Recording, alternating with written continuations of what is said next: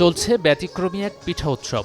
চট্টগ্রাম বিভাগের আত্তিক্যে পিঠা, ছয়ফাক্কন কিংবা উত্তরাঞ্চলের পোড়াগিন্নি, মুন্সিগঞ্জের বিবিখানা পিঠা। দেশের বিভিন্ন প্রান্তের ঐতিহ্যবাহী পিঠা নিয়ে এই আয়োজনে অংশ নেন পিঠাশিল্পীরা।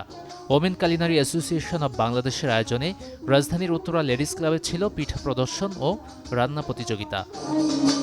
দিনাজপুরের ঐতিহ্যবাহী পিঠা হচ্ছে নুনিয়া পিঠা।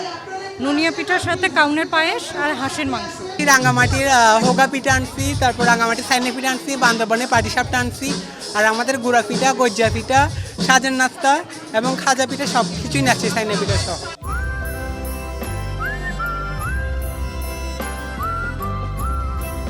বিবিখানা নিয়ে এসেছি আর হচ্ছে কালো চালের ফিন্নি নিয়ে এসেছি। এটা হচ্ছে আমার মানে একটু ইউনিক একটা রেসিপি।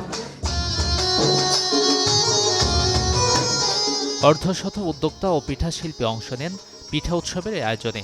দীর্ঘদিন ধরে যারা কাজ করছেন পিঠার ঐতিহ্য রক্ষায়। শীতের চিরচেনা আমেজকে ধরে রাখতে পৌষ পার্বণ পিঠা উৎসব করা হয়েছে বলে জানান আয়োজকরা।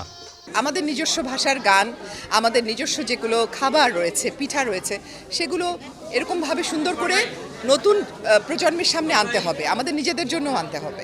এটার উদ্দেশ্য হচ্ছে 64 জেলার পিঠাকে আমরা উপস্থাপন করছি। যে পিঠাগুলো হারিয়ে যাচ্ছে সেই পিঠাগুলোকে নিয়ে আমরা আরও বেশি কাজ করছি।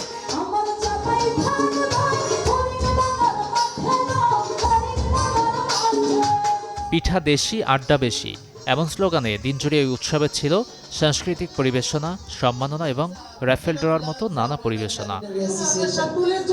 গাজী আনিস, চ্যানেল 24, ঢাকা।